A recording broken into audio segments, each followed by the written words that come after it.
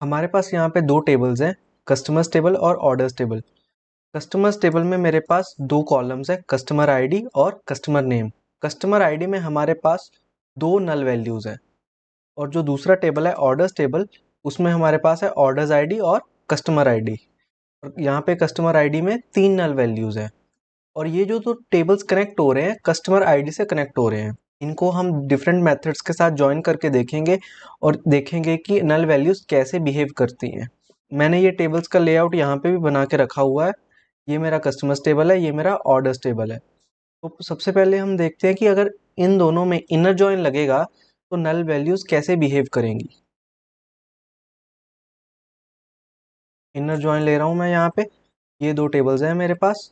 Inner join में क्या होता है कि अगर हम customer ID to customer ID join करेंगे तो मैचिंग रोज ही मिलेंगी मुझे।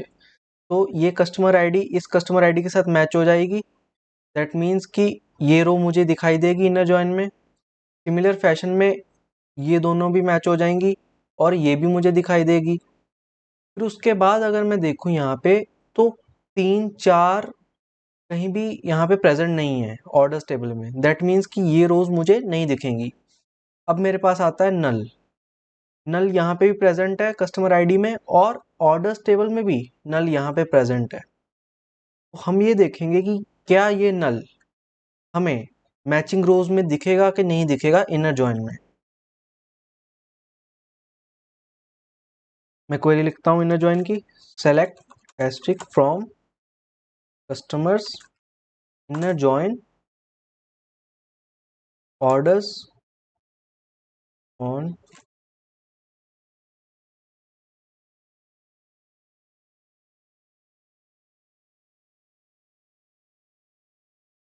इसको एग्जीक्यूट करेंगे। हमारे पास यहाँ पे दो ही रोज आ रही हैं, विच मीन्स कि हमारी जो नल वैल्यूज हैं वो एक दूसरे के साथ मैच नहीं हो रही हैं। क्यों? ये भी नल है और ये भी नल है, तो दोनों तो इक्वल है, और ये कंडीशन भी यही चेक कर रही है कि दोनों वैल्यूज इक्वल होनी चाहिए कॉलम्स की। वो इसलिए क्योंकि नल वैल्यू का मतलब होता है कि the value that we do not know. तो ये जो नल वैल्यू है ये कोई भी वैल्यू हो सकती है, ये नॉट डिफाइंड वैल्यू है। ये कोई एक्स वैल्यू है, एक्स वेरिएबल है जिसकी वैल्यू कुछ भी हो सकती है, 5 7 8 10 11। और यहाँ पे जो नल है इसकी कोई भी वैल्यू हो सकती है, इसकी भी हो सकता है ये 5 हो 8 हो 9 हो 10 हो, कुछ भी हो, हमें मालूम नहीं है। This is a question mark and this is also a question mark. तो जो चीज हमें मालूम ही नहीं है वो हम इक्वेट नहीं कर सकते। तो आप इसको नोट डाउन करके रख सकते हो कि जो हमारी नल वैल्यूज होती हैं वो कभी भी मैच नहीं होती। मतलब कि one null value can never be equal to another null value, जिससे हमारे पास मैचिंग रोज सिर्फ यही दो बचती हैं, और इनर जॉइन में हमारा दो ही रोज में रिजल्ट आता है। I hope inner join clear हो गया होगा। अब हम लेफ्ट जॉइन पे चलते हैं। लेफ्ट जॉइन में दोनों टेबल्स में क्या होना चाहिए? दोनों की मैचिंग रोज तो आएंगी ही, और जो लेफ्ट टेबल है उसकी नॉन मैचिंग रोज आएंगी। 3 मैच कर रहा है कहीं पे, यहाँ पे नहीं कर रहा है, बट ये आएगा। 4 भी नहीं मैच कर रहा, नल भी एक्चुअल में मैच नहीं कर रहा है। One null is never equal to another null, तो ये भी कहीं मैच नहीं कर रहा है। उसके बाद ये नल के लिए भी सेम ही चीज होगी। दैट मीन्स कि ये जो है ये हमारी नॉन मैचिंग फील्ड्स हैं। तो हमारे पास टोटल 6 रोज आनी चाहिए लेफ्ट जॉइन में। मैं यहाँ पे इनर की जगह लेफ्ट कर दे रहा हूँ और इसको एग्जीक्यूट करता हूँ। हमारे पास टोटल 6 रोज रिटर्न हुई हैं। हमारी जो पहली दो रोज हैं वो तो मैचिंग थी। उसके बाद 3 4 और 2 नल, ये वाली जो रोज है ये नॉन मैचिंग रोज है लेफ्ट टेबल की, 3 4 और 2 नल। और इन नॉन मैचिंग वैल्यूज के अगेंस्ट कोई भी वैल्यू प्रेजेंट नहीं है ऑर्डर्स टेबल में। ये हमारा हो गया लेफ्ट जॉइन। अब हम राइट जॉइन की बात करते हैं। राइट जॉइन में क्या होगा? सेम चीज होगी लेकिन राइट टेबल के लिए। हमारे पास अगेन मैचिंग रोज आएंगी, नो डाउट इन दैट। अब जो नॉन मैचिंग रोज हैं वो आएंगी राइट टेबल से। तो ये जो नल है ये भी नॉन मैचिंग है क्योंकि नल किसी से कभी मैच नहीं करता।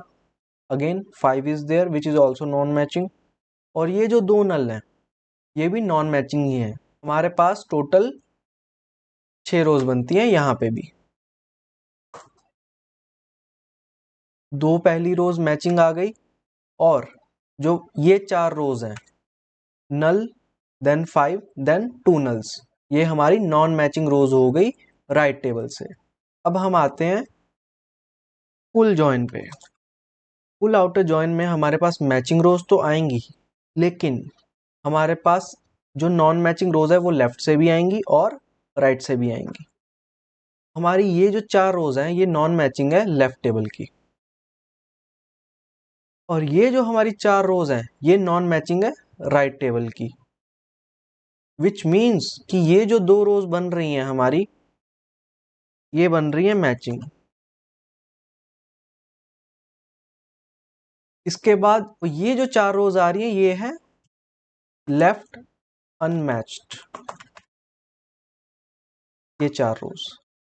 और फिर ये जो 4 रोज हैं ये है नॉन मैचिंग फ्रॉम राइट, तो ये होगी हमारी राइट अनमैच्ड। टोटल हमारे पास 10 रोज आनी चाहिए फुल आउटर जॉइन में। अब MySQL में मैं काम कर रहा हूँ एज ऑफ नाउ, तो MySQL में बाय डिफॉल्ट आप फुल आउटर जॉइन नहीं लगा सकते हो, तो उसका ऑल्टरनेटिव क्या है।